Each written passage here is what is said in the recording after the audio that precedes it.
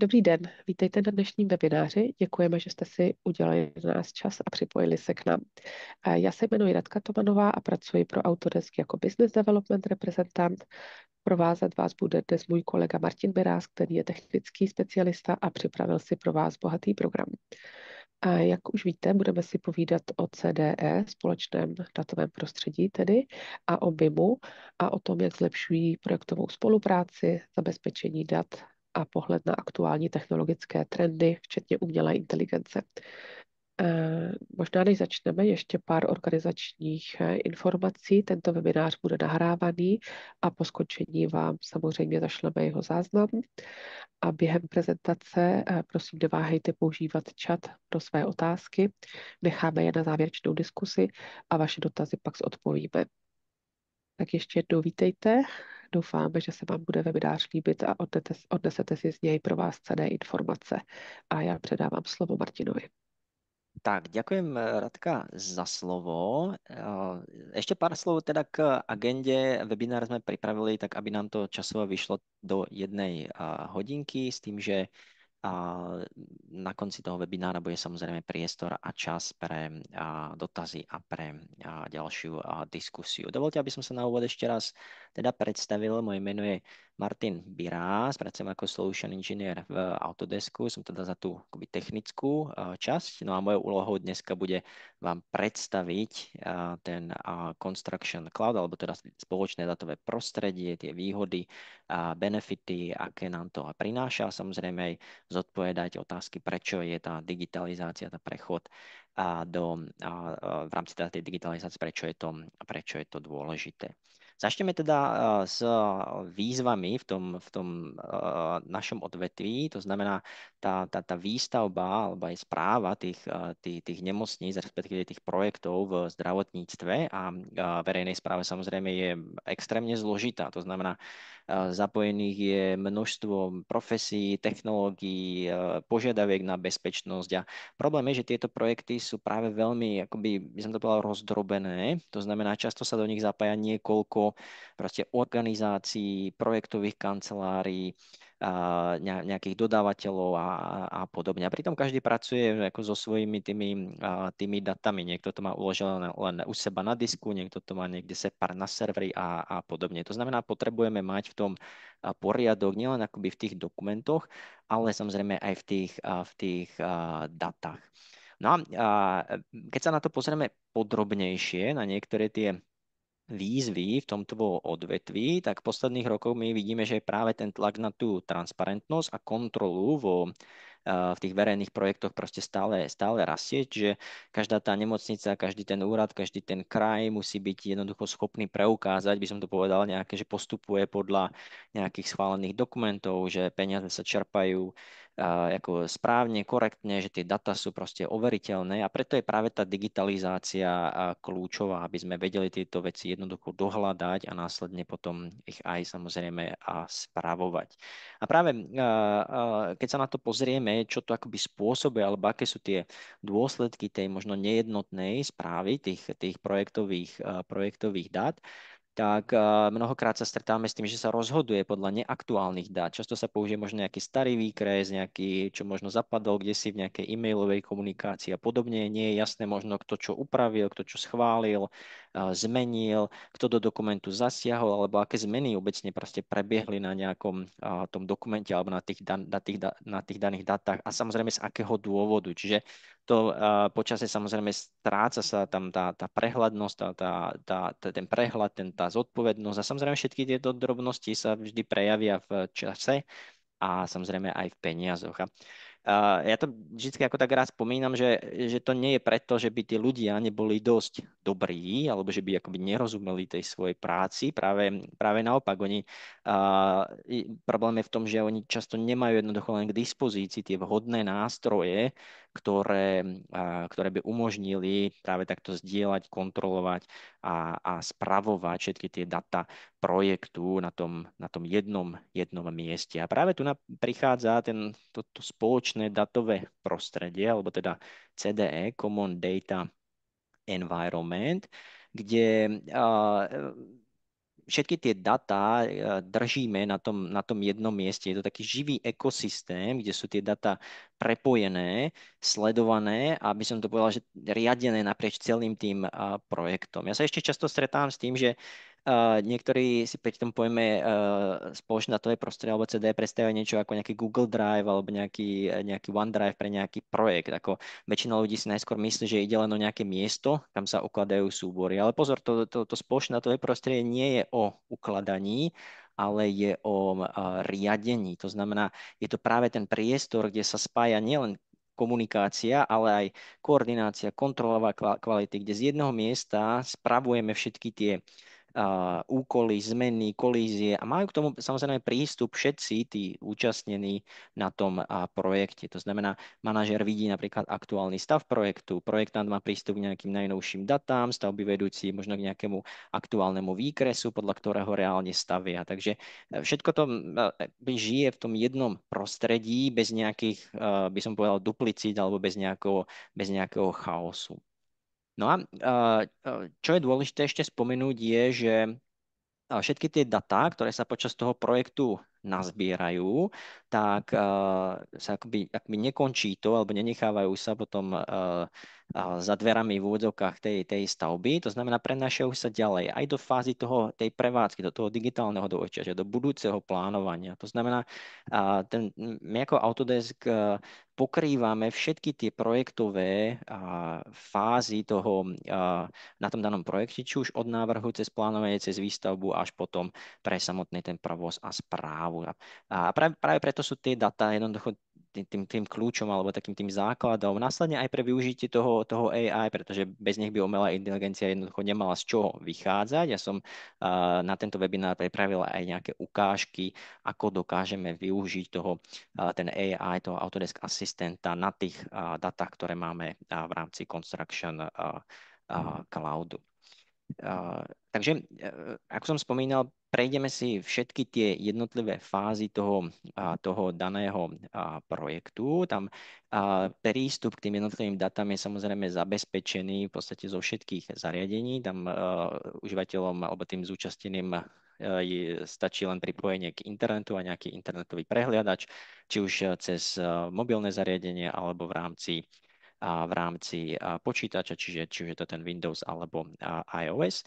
A samozrejme pre takých tých, ktorí sú zvyknutí pracovať napríklad v tom známom prostredí toho prieskumníka Windows, nechcú akoby opúšťať to prostredie toho Windowsu, tak aj tam sú k dispozícii rôzne riešenia, alebo riešenie teda, ktoré im umožňuje takýto, nazvem to, flexibilný prístup a pracovať aj z toho prieskumníka Windows.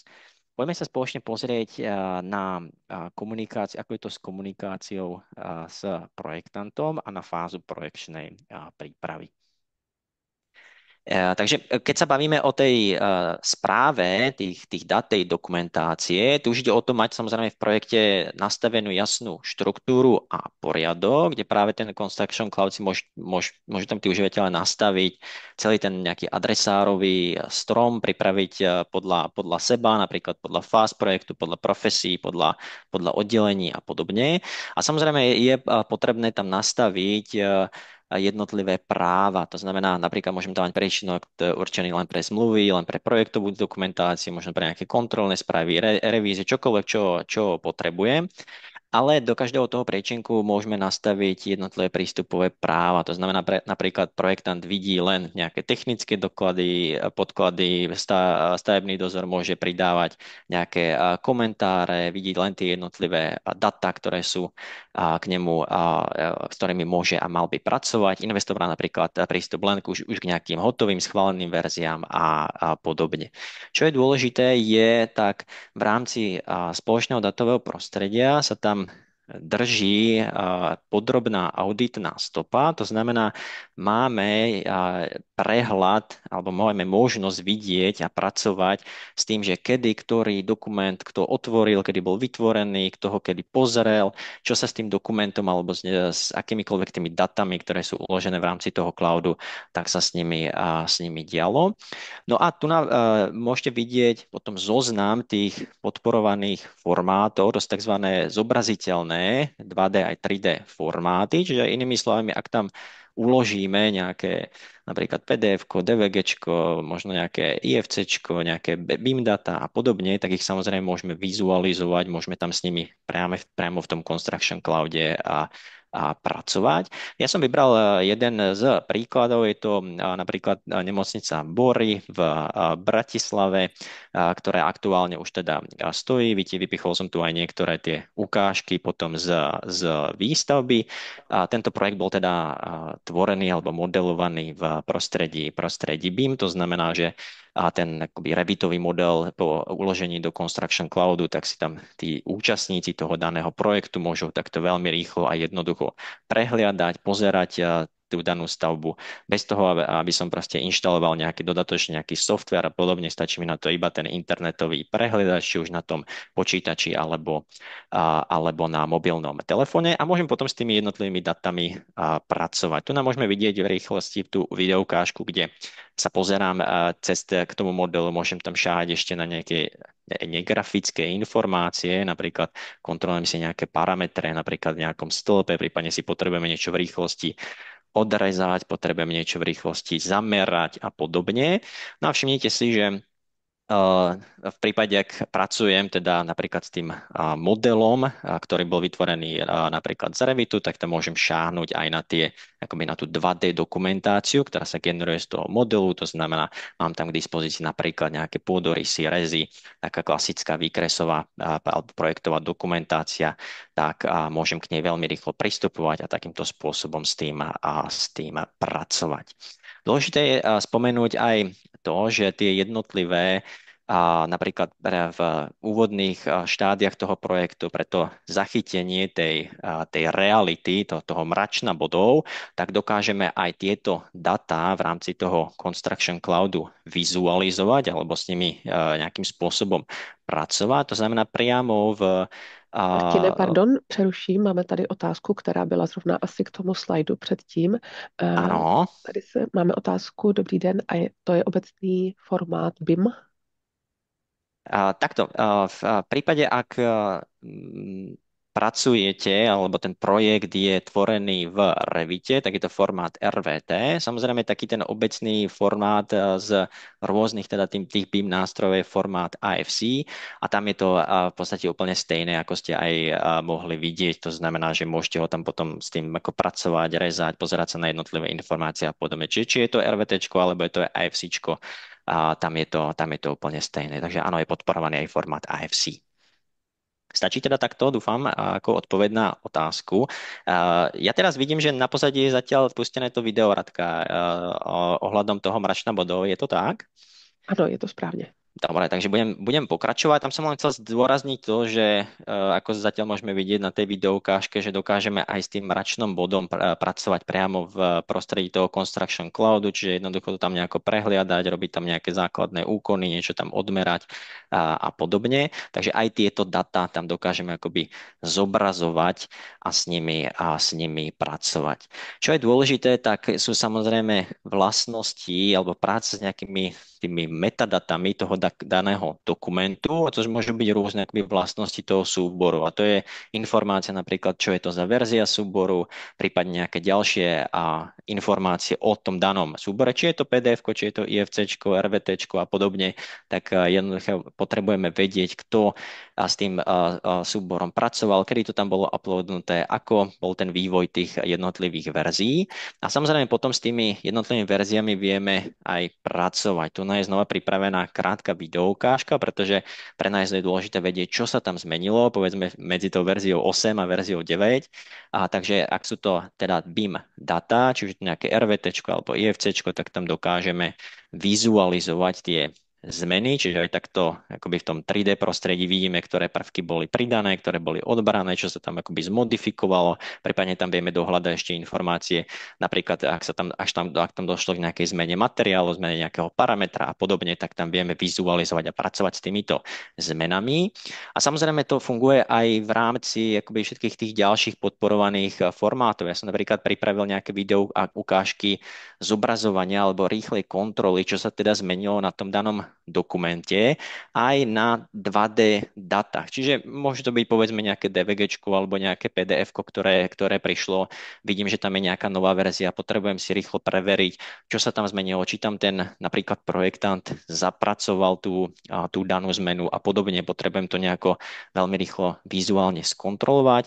Takže ako môžeme vidieť, tak toto je možné akoby porovnávať tie jednotlivé verzie aj v rámci 2D súborov. Ohľadom ISO štandardu alebo ohľadom pomenovania, konvencie pomenovania súborov, tak tam je to opäť ošetrené tak, že to podporuje teda ten štandard 19650, to znamená inými slovami, ak do nejakej zložky si nastavím, že povedzme tie jednotlivé dokumenty, ktoré tam tí užívateľia, ktorí majú prístup do tej zložky, budú chcieť uploadovať, tak musia jednoducho ten názov sa vyskladávať z nejakých pravidiel. Napríklad, ako môžeme vidieť na tejto ukážke, musí tam byť nejaký názov, podlažie, čo je to za blok a tak ďalej a tak ďalej. Prípadne, ak používať nejaké vlastné štandardy pre pomenovávanie tých jednotlivých súborov, tak si ich tam samozrejme môžete aplikovať a nastaviť. Prípadne, ak ten súbor alebo ten dokument, ktorý tam bude chcieť niekto uploadnúť, nezodpovedá tomu danému napríklad firemnému štandardu, tak to jednoducho upozorní, uloží to sa to do tzv. Holding area alebo do nejakého toho miesta, až kým to nebude pomenované správne alebo kým tie informácie nebudú extrahované napríklad z toho razítka a tak ďalej správne, pretože tam chýbali a podobne, tak to tam jednoducho nepovolí vložiť. Takže aj takéto veci sa dajú akoby v rámci toho jednoducho a rýchlo spravovať. Znova nám to poskytuje práve to, že máme prehľad potom lepšiu kontrolu nad tými jednotlivými datami a dokumentami uloženými v Construction Cloude. Veľmi dôležitá časť je komunikácia nad projektom. To znamená, že predstavme si, že potrebujeme nejako rýchlo jednoducho skontrolovať nejakú dokumentáciu alebo výkres, ale nechceme to jednoducho posielať tým mailom, čakať týždeň na odpoveď, potom možno hľadať, že kde, kto, čo schválil. Takže práve na to je tam proces, voláme ho teda reviews, alebo sú to teda tzv. Kontroly, ktoré práve umožňujú nastaviť ten schvaľovací proces priamo v tom systéme Construction Cloudu. To znamená, každý vie, čo má urobiť, kedy, čo sa stane po schválení alebo zamietnutí. Ako môžeme vidieť tam akoby tých procesov, tie šablóny toho schvaľovacieho procesu, tak môžu byť rôzne. To znamená, pošlem nejaký dokument alebo splet dokumentov na schválenie, povedzme na technický úsek, ako náhle to bude schválené, potom sa to prejde napríklad na rozpočet, pretože to môže mať dopad na nejakú cenu a podobne, až potom to dojde na nejaké finálne schválenie nejakému ďalšiemu človeku a podobne. Čiže tých krokov akoby v rámci toho schvaľovacieho procesu môže byť niekoľko, je to plne modifikovateľné, upravovateľné a podobne. Inými slovami, jednoducho každý vie, akoby, čo má robiť, dokedy a čo sa stane po schválení alebo zamietnutí. Je to akoby taká v úvodzovkách nejaká digitálna verzia nejakého kolovania tých papierov, lenže akoby bez nejakého toho chaosu a jednoducho s jasnou históriou. Kto kedy dokument otvoril, schválil alebo vrátil na dopracovanie. A práve to je na tom, že to prebieha v podstate automaticky bez nutnosti posielať len jeden mail. Všetko držíme takto na jednom mieste v tom spoločnom dátovom prostredí. Takže určite, keď sme sa bavili na úvod o tých akoby výzvach a prípadne aj nejakých tých dôsledkoch, tak toto určite nám prináša takúto väčšiu transparentnosť do celého toho procesu, takú možno tú istotu, že každý pracuje s tou správnou, s tou schválenou verziou toho dokumentu. Tak a ďalšou veľmi dôležitou časťou v rámci akéhokoľvek projektu je samozrejme komunikácia nad tým daným projektom. To znamená, že v Construction Cloude na to máme tzv. Úkoly, alebo vady, alebo nedodielky, alebo issues, už si to môžeme preložiť ako chceme. To znamená, práve každý z nás, kto je akoby účastníkom toho na tej danej stavbe, či už je to proste nejaký vedúci, riaditeľ stavby, projektový manažér, každý proste dostáva štandardne, a keď sa ide mimo Construction Cloudu, proste do toho inboxu k desiatky tých mailov. Niektoré sú o chybách, niektoré sú o zmenách, niektoré sú s prílohami, niektoré sú proste len s nejakou fotkou zo stavby a práve mnohé z týchto informácií sa jednoducho stratia proste po tých mailoch, alebo sa to rieši až neskoro. Takže práve tu nám vstupuje do hry ten systém tých úkolov alebo issues, kde sú to v podstate, ja by som to opísal ako také úlohy alebo úkoly s kontextom, to znamená prepojené priamo na model, výkres alebo prípadne nejaký dokument. To znamená, každý problém, každá požiadavka, každá otázka jednoducho má svojho autora, zodpovednú osobu, nejaký termín, históriu riešenia. To znamená, nič sa nestratí a všetko je dohľadateľné. Poďme si to rovno, každý z nás sa proste stretol s tým, že na stavbe sa riešila povedzme nejaká rovnaká chyba možno trikrát, len preto, že sa informácia jednoducho nedostala k tomu správnemu človeku. Takže či už akoby pre tých nazvem to manažérov alebo z toho publika, tí z vás, čo ste akoby za to riadenie toho projektu, tak to znamená vyššiu transparentnosť. Viete, kde projekt stráta čas, možno peniaze. Pre rozpočtárov to znamená možno nejakú kontrolu tých rizik, pretože viete, ktoré problémy môžu ovplyvniť náklady. Pre tých architektov, inžinierov to môže byť nejaká spätná väzba v reálnom čase, nie po 2 týždňoch, keď už je neskoro. Ja som tam mal pripravenú videoukážku na tých akoby znova 2D datách, takže tie úkoly, tie issues môžete vytvárať v podstate kdekoľvek alebo pracovať na ktorékoľvek data v tom danom projekte, či už je to 2D alebo potom tu na ukážka aj nad nejakými teda 3D dáta. Ono v podstate na konci dňa ide o to, aby sme vedeli, kde sa kliká, aby sme mali jasný prehľad o tom stave projektu, čo je vyriešené, čo čaká, čo má potenciál možno stať sa nejakým problémom. Preto hovoríme, že akoby tie issues alebo tá informácia, tá komunikácia je veľmi, veľmi dôležitá a práve mnohokrát premieňa ten taký chaos, ktorý nám vzniká formou možno nejaké komunikácie len formou e-mailu na skôr aj takýto ten riadený prístup a riadený postup nad projektom. Ďalej by som rád vypichol nástroje ohľadom špecifikácie, kde zatiaľ môžete na tej videokážke vidieť, že je to akoby miesto, kde sa ukladajú tie rôzne nejaké technické správy, dokumenty, mnoho stránkového, no možno nejakých záruk, technické listy a podobne. No a práve na tomto dokážeme využiť aj Autodesk asistenta, ktorý je súčasťou už Construction Cloudu a môžete ho už aj rovno aj prebehu napríklad dnešného dňa použiť, čiže je to niečo, čo už je vydané, čo už je funkčné. A práve ten Autodesk asistent dokáže pracovať s tými informáciami v rámci Construction Cloudu, to znamená v tých jednotlivých dokumentoch dokáže vyhľadávať, dokáže tam robiť nejaké zoznamy, dokáže tam pracovať s tými jednotlivými informáciami, čiže inými slovami uploadnem tam 1000-stranový dokument, nejaký technický list a potrebujem v tom nájsť nejakú informáciu, tak sa ho ľudskou rečou opýtam na nejakú otázku a on mi to dokáže v tých mojich datách, ktoré mám uložené na Construction Cloude, s nimi pracovať, dokáže to tam dohľadať, dokáže mi takýmto spôsobom ako pomôcť. Všimnite si, že to na toto video, alebo to ukážkové video, ktoré je tu na k dispozícii, tak je pripravené akoby, alebo je to ukážka v angličtine. Ja som ale pre vás pripravil ukážku v akoby tom našom českom/slovenskom jazyku. To znamená, keď na ňo začnete hovoriť po slovensky alebo po česky, tak vám začne odpovedať a pracovať s vami v tom vašom jazyku. Takže aj tá jazyková akoby bariéra v tomto prípade určite nebude problém. Tu som si tam napríklad uploadol nejaké dokumenty, hľadám možno nejaký elektrický výkon kogeneračnej jednotky na 4. nadzemnom podlaží v tom danom bloku. Nechce sa mi to vyhľadávať, zadám to do Autodesk asistenta a použijem akoby takýto spôsob práce s tými danými dátami. Takže znova je to o tom, že aj tá technológia, aj tá umelá inteligencia vie pracovať s tými datami a samozrejme tie data sú uložené potom v Construction Cloude. Toto je a znova môžete vidieť na pozadí zatiaľ len tú video ukážku potom tej mojej akoby komunikácie v rámci Autodesk asistenta nad datami v tom mojom projekte.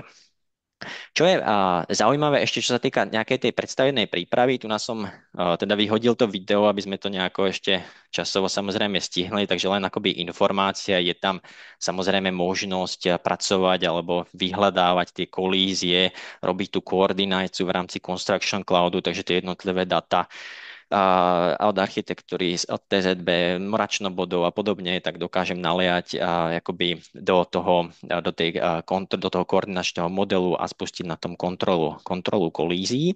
A samozrejme, ak mi to nájde, ešte sa možno vrátim jeden slide späť, ak mi to nájde nejakú kolíziu, povedzme, medzi tým TZB elementom a povedzme nejakým nosníkom, tak mi to automaticky dokáže vytvoriť tú issue, ten úkol, ktorý priradím tomu danému užívateľovi, ktorý je zodpovedný za to, aby to napríklad posunul to potrubie a niekde, aby tam tá kolízia nevznikla. Znova riadím alebo pracujem s tými datami, s tými informáciami a takýmto spôsobom.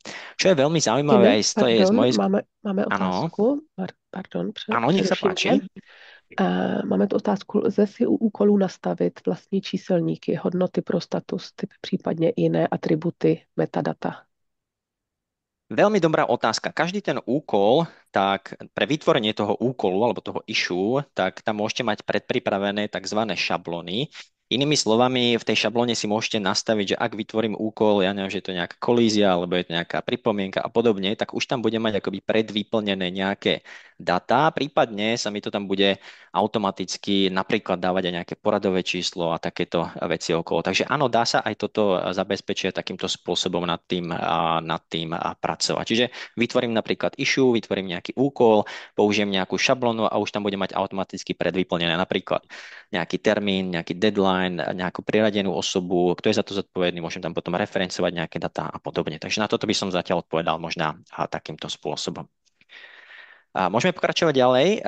Vidíte tam ten slide vhled do projektu. Ja furt kontrolujem, že to náhodou nespadne, lebo ja tu furt vidím, že I'm sharing the screen, ale, Dobrý, když tak tě ale malo by upozorním, byť teda vidíme to všetko v dobře. poriadku. Jo. Ohľadom toho vhľadu do projektu, tak tam je zaujímavé spomenúť práve to, že keď už máme všetky tie data na jednom mieste, tak môžeme ich samozrejme využiť. A na to máme aj v tom našom Construction Cloude niekoľko nástrojov pre práve takéto vizualizovanie, možno nejakých grafov, tabuliek, jednoducho prehľad o tom, čo sa v projekte skutočne deje. To znamená, predstavme si, že namiesto toho, aby sme sa pýtali kolegom, v akom sme štádiu, tak, alebo či sa doriešil, koľko máme aktuálne nejakých tých úkolov, tých issues, aké máme nedoriešené veci, kde to mešká a podobne, tak jednoducho môžeme si všetky tieto informácie vizualizovať alebo pripraviť do nejakých dashboardov. To znamená napríklad, koľko úloh je hotových, kde projekt mešká, možno aké sú, hovorím, nejaké najčastejšie problémy. Nastavím si, že chcem, aby mi to pripravilo takéto reporty, ja neviem, vždycky ráno prídem do roboty, tak nech mám ráno čerstvý report, alebo raz za týždeň, raz za mesiac a podobne. To znamená, dáva nám to opäť prehľad a kontrolu bez nejakej nutnosti manuálne zbierať tie jednotlivé informácie. Opäť je na tom podstavená Autodesk AI, to znamená, dokáže to vyhodnocovať, tá umelá inteligencia, aj ktoré napríklad issues, ktoré tie úkoly môžu ako následne spôsobovať nejaké rizika a podobne, kde mi napríklad projekt stráca čas alebo nejaké samozrejme financie, peniaze.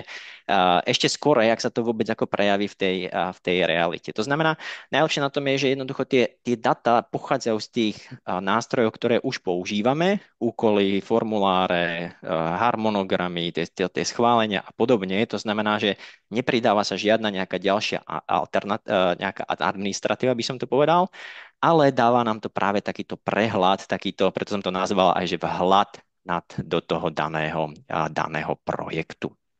Ohľadom komunikácie so stavbou, tak poďme sa teraz chvíľočku ešte povenovať tej fáze toho zhotovení a tomu, čo je samozrejme najdôležitejšie, a to je zber tých dát, pretože ak máme data, môžeme potom s nimi ďalej pracovať, prípadne aj môže s nimi ďalej pracovať. Mohli ste to už vidieť aj na niektorej tej predchádzajúcej videoukážke, keď som tam vytváral tie jednotlivé issues.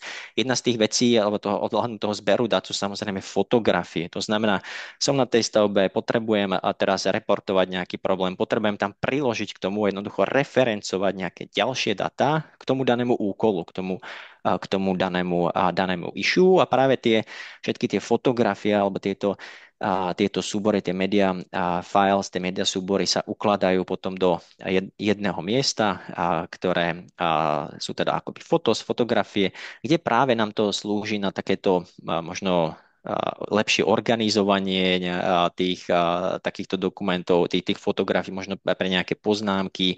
Takisto, keď som na tej stavbe, vytvorím za deň 100-200 fotografií, tak je nutné ich samozrejme aj nejako tagovať alebo nejako popisovať a podobne, kde opäť pripravil som videoukážku, kde kde nám s týmto pomôže ten náš Autodesk AI. To znamená, už proste len tam v rámci z tej stavby len tam uložím tie jednotlivé fotografie a automaticky mi ten AI rozpozná, čo je na tej fotografii, pridadí mi tam tie jednotlivé tagy, takže to môžem následne takto triediť. Napríklad z tých všetkých fotiek som za ten deň spravil niekoľko, ktoré sa týkajú možno nejakých kolízií alebo len nejakých potrubí a podobne. Ako náhle to mám takto automaticky odtagované, môžem to nejako jednoducho spravovať, riadiť, prípadne aj dodatočne potom dohľadávať v tých jednotlivých fotografiách nejaké zaujímavé informácie alebo nejaké miesta, ako to bolo nainštalované, kde bola tá chyba, ako sa to doriešilo a podobne. To znamená, že aj tie fotografie, tie datá o tých fotografiách znova zbierame,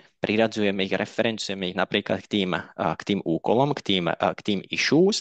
A tu nám ešte aspoň jedna taká krátka videoukážka, je to v podstate len vytvorenie toho úkolu, ale ukážka z toho mobilného zariadenia. Aktuálne sú samozrejme podporované systémy iOS a Android. A to znamená aj priamo, takto napríklad z mobilného telefónu môžem pristupovať k tým jednotlivým dokumentom, priradzovať tam, vytvárať tie jednotlivé úkoly, pracovať tam s tými jednotlivými datami, rovno tam spravím napríklad nejakú fotografiu, uložím to do toho issue, následne posielam, referencujem ďalej. Zase tí ľudia, ktorí sú v kancelárii, vidia všetky tie úkoly, tie issues, ktoré sú priradené povedzme na tú danú osobu v jednom zozname, môžu s tým okamžite pracovať. Znova, tá komunikácia, všetko sa drží takto na tom jednom mieste a tá história k tomu nejakému problému a podobne je následne dohľadateľná a podobne. Ďalšia dôležitá vec, ktorú je potrebné spomenúť, tak sú formuláre. To znamená, opäť potrebujeme zachytiť tie data priamo z terénu, či už je to nejaká kontrola, nejaké odovzdanie, nejaký audit a potrebujeme ich samozrejme následne niekde držať, uložiť do toho systému. To znamená, znova, aj práca s tými formulármi, tak v rámci Construction Cloudu nám opäť dáva taký ten lepší prehľad, takú lepšiu transparentnosť nad tým daným projektom. To znamená, tie data z toho miesta stavby sú znova dostupné okamžite, bez meškania, bez nejakého chaosu, by som to povedal, alebo bez nejakej straty tých informácií. To znamená, zase je to nástroj, ktorý nám umožňuje mať nejaký prehľad o tom, čo sa deje na stavbe a mať to samozrejme takto podložené datami. Tu je napríklad ukážka vyplnenie alebo práce s nejakým tým formulárom, tam sa to dá nastaviť v rámci toho Construction Cloudu. Buď sa tam vytvoria tie formuláre, alebo podľa tej šablóny, ktorá je v rámci Construction Cloudu, alebo si tam môžete uložiť nejaké tie vlastne Smart PDF alebo také tie inteligentnejšie PDF s takými tými poliami, ktoré je možné tam vyplňať a podobne. Čiže tých možností je niekoľko.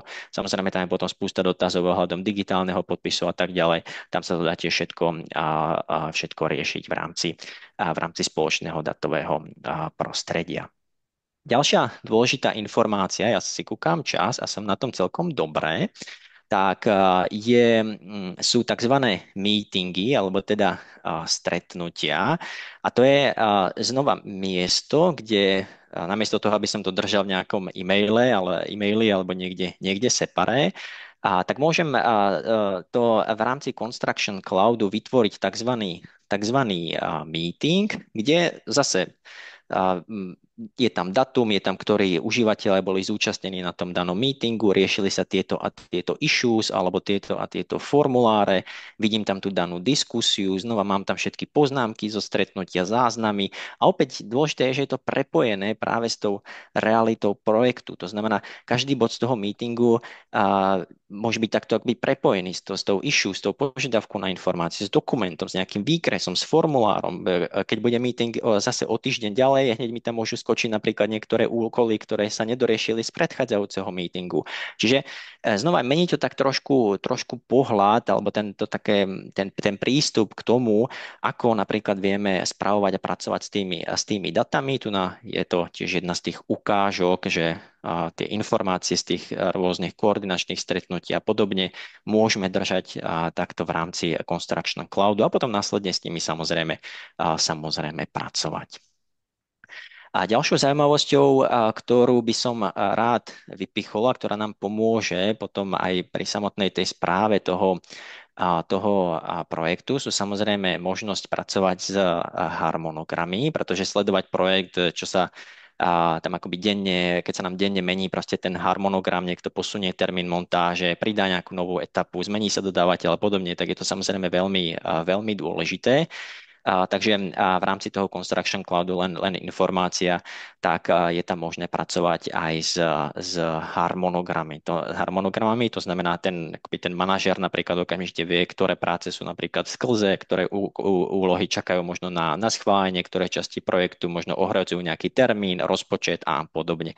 Tá práca s tými harmonogramami je samozrejme pomaly na celý samostatný session, preto ja som sa snažil to relatívne veľmi skrátiť, takže len akoby informácie, že tam aj niečo takéto je a môže nám to samozrejme potom pomôcť pri samotnom tom spravovaní práci nad tým daným projektom. No a dostávam sa už potom pomaly k aktivám a následne k tomu digitálnemu dvojčaťu. Čo sú to aktíva? Aktíva je opäť jedna z tých akoby informácií alebo jedna z tých dát, s ktorou môžem pracovať v rámci Construction Cloudu. Napríklad predstavme si nejaké vzduchotechnické zariadenie, kde ten asset alebo to aktívum môže mať nejaký status, napríklad objednané, alebo začne to teda naprojektované, potom status môže byť objednané, nainštalované. Môžem tam k tomu znova referencovať nejaké ďalšie dáta ohľadom záručný list, priebeh tej inštalácie, rôzne nejaké ďalšie dáta a podobne. A to môže potom žiť akoby ďalej aj po odovzdaní tej danej stavby. Tu nás som len vypichol na tej videoukážke, to zatiaľ môžete vidieť nejakú ukážku z nejakého infraštruktúrneho objektu. Čiže napríklad to môže byť nejaký nosník, môže to byť nejaké zariadenie, čokoľvek, čo má zmysel alebo čo chcem sledovať, tak na to používam tie asety. Znova dôležité je uvedomiť si, že tam referencujem tie jednotlivé dáta, tie dáta, ktoré sú pre mňa dôležité a môžem potom s tým takto pracovať. Jedna veľmi rýchla video ukážka, ktorú by som ešte rád demonstroval, tak je, že to vieme vizualizovať aj v napríklad veľmi populárnom Power BI, to znamená to prepojenie tých projektových dát a vizualizácia pre lepšie rozhodovanie, tak nám to v tomto môže pomôcť. No napríklad môžete vidieť, že práve na tomto danom projekte tak sa kontroluje tá informácia ohľadom tých asetov alebo z tých asetov, takže vidíme, že ktoré jednotlivé tie prvky boli akoby namodelované, naprojektované a vidíme tie, ktoré už sú aktuálne na stavbe nainštalované. Takže vidíme tam na základe tej informácie z toho asetu, že povedzme zatiaľ teda 11% alebo 20% z toho daného projektu už tie montážnici už majú nainštalované a môžem to samozrejme takto s tými datami potom ďalej vizualizovať ich a s nimi takto pracovať. A tu sa práve dostávam už k tej téme toho digitálneho dvojčaťa, pretože ako niektoré štúdie uvádzajú, dal som potom aj zdroj v tom pravom dolnom rohu, že práve tie jednotlivé data v tom procese výstavby alebo nejakej tej rekonštrukcie sa často odovzdáva obrovské množstvo tých materiálov, tých informácií, tých dát, ale nakoniec sa vôbec nevyužijú.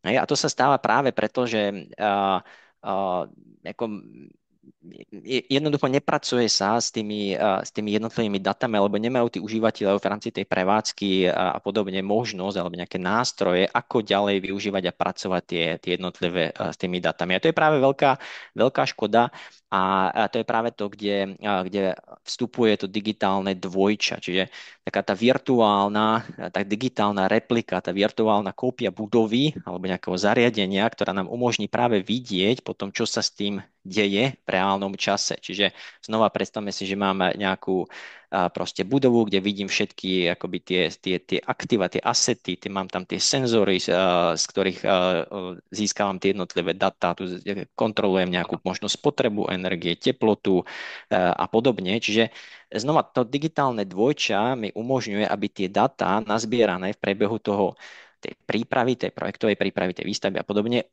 mohli žiť ako ďalej. Tento obrázok, myslím si, že alebo táto ukážka svedčí za všetko, je to práve to, čo chcem tým povedať, že v mnohých prípadoch to končí tak, že výsledkom je, že tí vlastníci alebo tí prevádzkovateľia jednoducho nie sú schopní využiť tie výhody toho informačného modelu alebo tých inteligentných budov a namiesto toho končia s nejakými tými izolovanými datami, možno v nejakej papierovej forme a podobne. A to je práve to, kde to digitálne dvojča dokáže pomôcť. Aby ste si to teraz vedeli tak nejako ešte uvedomiť, alebo by sa to ujasnilo, tak opäť, to som napríklad v tom Construction Cloude, kde mám nejaké čerpadlo, nejaká pumpa, alebo môže to byť akýkoľvek, hovorím, objekt, ktorý chcem teda aj ďalej už v priebehu tej prevádzky sledovať, následne tomuto objektu potom priradím, že je to teda nejaký ten asset. Tu na už som v tom prostredí toho digitálneho dvojčaťa, u nás je to teda Autodesk Tandem, kde opäť môžem potom s tými informáciami ďalej pracovať. Tu napríklad vidím, že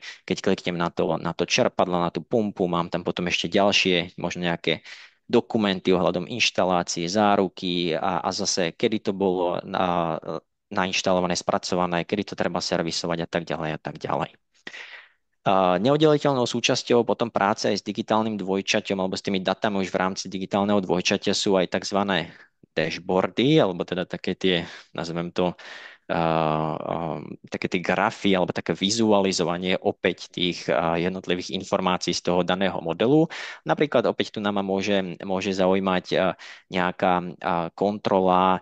A napríklad v tomto prípade môžeme vidieť kontrola toho modelu. Napríklad môžem využiť tie dashboardy aj pre kontrolu napríklad nejakej informačnej podrobnosti toho modelu. Môžem ich využiť na kontrolu alebo vizualizovať nejaký dát z napríklad senzorov. Vidím, že povedzme v tej a v tej miestnosti, v tej a v tej budove za posledné 3 dní sa zvýšila nejaká teplota. Podľa toho grafu ma to upozorní, dá mi to nejakú notifikáciu. Ešte predtým, ako tam vôbec pošlem technika na to miesto, tak si zistím viacero informácií, kadiaľ idú tie jednotlivé vetvy, aké sú tam zariadenia, aké možno bude potrebovať ten technik informácie pre nejakú ďalšiu výmenu, kedy to bolo inštalované a podobne. Čiže znova taký možno akoby len vhľad vám chcem dať do toho, že tie data potom môžu žiť ďalej v rámci celého toho procesu a alebo toho životného cyklu, by som to tak nazval, toho daného projektu. Opäť toto by bolo na samostatný session a to je potom prepojenie toho digitálneho dvojčaťa už s nejakými existujúcimi systémami. Tu som vypichol na tomto screenshote len niekoľko, akoby, ako to dokážeme následne ďalej prepojiť, či už je to nejaký na Azure, na Robin, Archibas, Naslab a podobne. Len informácia, dá sa to potom následne tie jednotlivé systémy, už potom určené pre tú správu tej budovy, pre ten facility management a podobne, tak dokážeme to prepojiť. No a posledné 2 slajdy ešte vydržte. Kúkam časovo, že sme na tom tak akurát. 3/4 hodinka je pomaly za nami. Tak je tu ešte posledná teda sekcia, ktorá si myslím, že by bola určite akoby zaujímavá ju spomenúť alebo teda vypichnúť pre teda túto tému. A to je práve to prepojenie toho, nazvem to BIMu a GISu. To znamená, že tie projekty už akoby neexistujú len ako budovy alebo nejaké mapy, ale je to ako jeden spoločný proste ten kontext.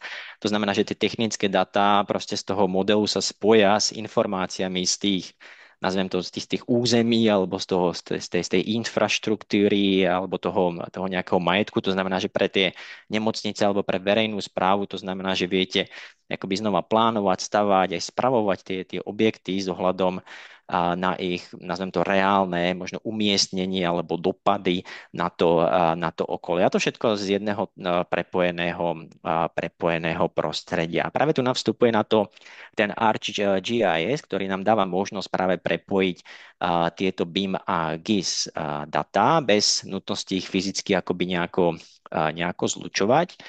A praxi to znamená, že tie objekty v GIS môžu priamo odkazovať na nejaké konkrétne modely alebo výkresy v Construction cloude. To znamená, každý tím pritom jednoducho zostáva v tom svojom, nazvem to, známom prostredí. Tí GISáckí špecialisti pracujú napríklad v ArcGIS, projektanti, inžinieri pracujú v Autodesk nástrojoch v Construction cloude, ale všetci vidia tie, nazvem to, aktuálne informácie v jednom tom kontexte. Opäť pripravil som alebo skúsil som vypichnúť takú nejakú krátku videoukážku, aby ste si to vedeli tak nejako možno lepšie predstaviť. Čiže opäť predstavme si, že spravujeme možno nejakú nemocnicu alebo nejaký areál univerzity. V jednom prehliadači vidíme ten technický model nejakého pavilónu napríklad, nejaké prístupové cesty, aktuálne údaje o infraštruktúre toho miesta a podobne. Bez toho, aby som to nejako konvertoval alebo nejako kopíroval tie jednotlivé data. A zase tie modely, tie biomatické modely zostávajú v Construction cloude, takže ich tam dokážem takto akoby jednoducho alebo rýchlo prepojiť. No a keďže je to ako cloudové riešenie, samozrejme, tak je to dostupné cez web, takže funguje to relatívne jednoducho, dokážete si tam otvoriť tie dané objekty, kliknúť na nejaký objekt, vidím tam všetky tie súvisiace, nazvem to technické, možno aj nejaké územné, samozrejme, informácie, čiže pre ten verejný sektor si dovolíme tvrdiť, že je to taká celkom ako výhoda, pretože prepájame ten urbanizmus, to technické riešenia, správu majetku do jedného takého v úvodzovkách nejakého digitálneho pohľadu. Takže opäť len informácia pre vás, aj niečo takéto tam máme akoby zahňapnuté, takéto máme niečo takéto podchytené a to je práve to prepojenie potom toho svetu GIS a BIM. Takže pár slov už len na zhrnutie. Takže ako sme proste videli, tak ten Construction Cloud nie je len akoby ďalší software, to som sa vám snažil akoby v rámci toho webináru vysvetliť, ale skorej hovorím taký ten spôsob, ako získavať lepší prehľad a poriadok v projektoch, pretože to spája jednoducho všetkých od projektantov cez správcov do jedného prostredia. A tu mám ešte posledný slajd, pardon, a to sú tie kľúčové, alebo na závere dobre vždycky vyzdvihnúť, že tak ako sme videli, tak to prináša potom nejaké tie kľúčové prínosy. Jednotlivým tým bodom som práve to sa snažil smerovať tak, aby sme tam mali vždycky nejakú videoukážku, nejaké vysvetlenie, čiže či už je to transparentnosť, tá kontrola, efektivita, kontrola menej chýb, rýchlejšie komunikácie, ak sme si ukazovali pri tých napríklad úkoloch, formuláre, zber dát, a samozrejme dlhodobá kontrola tých jednotlivých dát. To znamená, že takýmto spôsobom by som možno akoby skúsil uzavrieť tento náš dnešný webinár. Takže poďme na tie otázky alebo tie dotazy, ktoré sa nám zatiaľ nakešovali v rámci chatu. Děkujeme. Děkujeme, že jste s námi vydrželi až do konce. Máme tu další otázku. Martine, jak ACC pracuje se stavy dokumentů dle ISO 19650 WIP Shared Published? Asi budeš vidět, co to je. Ty je vidět, že já to nevím. Áno, tam sa jedná 19650 ten daný štandard, ktorý to samozrejme podporuje. Tam, ako som spomínal, tak jedna z tých akoby vecí je samozrejme kontrolovať to pomenovanie tých jednotlivých dokumentov a podobne. Tam je ten dotaz skorej akoby na stavy tých dokumentov, to znamená work in progress, to, čo už bolo nazdielané, publikované a podobne. Ako hovorím, je to takisto podporované, prípadne ten užívateľ si tam môže nastaviť tie stavy alebo ten status toho dokumentu takisto podľa potreby. Takže áno, aj toto je možné. Možná takovou obecnou otázku, kterou dostáváme často, je to ohledně bezpečnosti dat. Jak to funguje v CDE, kde jsou uloženy a kdo k nim má přístup nebo nemá? Jasne, tam je to postavené na platforme s certifikáciami, myslím, že to bola tá ISO 27001, 27017 a 27018 samozrejme. To znamená, všetky data sú samozrejme uložené aktuálne užívateľ má možnosť zvoliť si aj európske datové centrá. Viacej informácií samozrejme nájdete potom na tej našej security alebo trust stránke, kde myslím, že je to trust.autodesk.com, kde sú potom podrobné informácie práve ohľadom toho zabezpečenia a ako s tými, kde sú uložené tie dáta a ako sú zabezpečené. Takže tam sú podporované teda tieto normy. Jestli jste dneska viděli něco, co vás zajímá víc do hloubky a na co jsme neměli čas projít, tak se vám můžeme věnovat individuálně. Ďakujeme, že ste vydržali s nami a Děkujeme a budeme v kontaktu s vámi.